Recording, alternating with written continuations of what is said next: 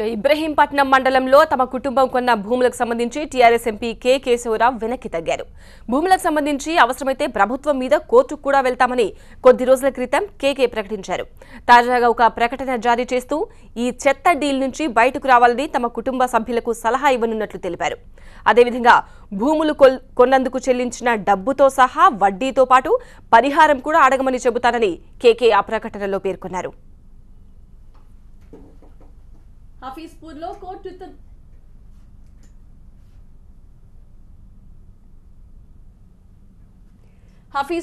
Court ఉత్తర్వుల ప్రకారమే కొన్నప్పటికీ ఆ భూములు ప్రభుత్వానికి అని స్పష్టం చేస్తున్నందున డీల్ నుంచి వెనక్కి రావాలని నిర్ణయించినట్టు తెలిపారు. డీల్ క్యాన్సిల్ చేసుకోమని తమ కుటుంబ సభ్యులకు చెప్తామన్నారు.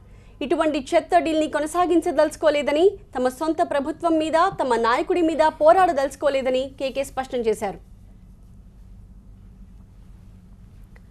దండుమైలారం సమీపంలోని హఫీజ్పూర్లో సర్వే నెంబర్ 36లో కేకే కుటుంబానికి 50 ఎకరాల భూమి ఉంది. అయితే అందులో 38 ఎకరాలు ప్రభుత్వ భూమి అని అధికారులు గుర్తించారు. ఈ భూములు కేకే కూతురు గద్వాల విజయలక్ష్మితో పాటు నవజ్యోతి, జ్యోత్స్న పేర్ల మీద ఉన్నాయి. వాటిని రిజిస్టర్ చేయడం వెనుక ఏదో జరిగిందని అనుమానాలు గొడవకు కారణం. అయితే ల్యాండ్ స్కామ్ అంటూ వార్తలు రావడంతోనే కేకే మీడియా ముందుకొచ్చారు. ఆ 50 ఎకరాలు ముమ్మాటికి తనవే అన్నారాయన. అవి ప్రభుత్వ భూములు కావని కోర్టు డైరెక్షన్లో రిజిస్ట్రేషన్ జరిగినట్టు చెప్పారు.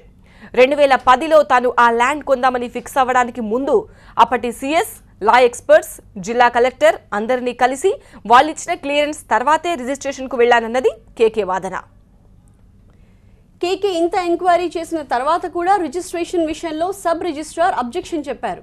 అప్పుడు విషయాన్ని కోర్టు దాకా వెళ్లి క్లియర్ చేసుకున్నాను తప్ప ఎవరిపైనా ఒత్తిడితో తాను ల్యాండ్ తీసుకోలేదని గట్టిగా చెప్పారు.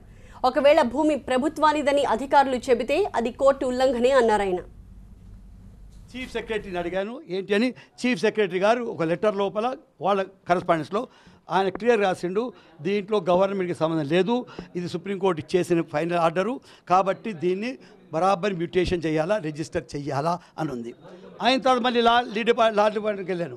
వాళ్ళు ఏమన్నారు, దాంట్లోపల లెటర్ లోపల కమిషనర్ లీగల్ రెవెన్యూ ఆయన ఏమన్నాడు, ఎస్ దీంట్లోపల ఫైనల్కి ప్రిలిమినరీకి ఏమి ఉండదు, దీంట్లో గవర్నమెంట్ దీన్ని ఇంకా ప్రెస్ చేయని అవసరం లేదు, ఇది టోటల్లీ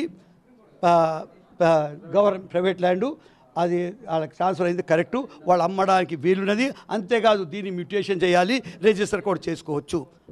అంత తర్వాత కలెక్టర్ దగ్గర పోయాను. ఆయన చేయాలి కదా. కలెక్టర్ కూడా ఒకసారి లెటర్లో చదివినిపించారు మీకు.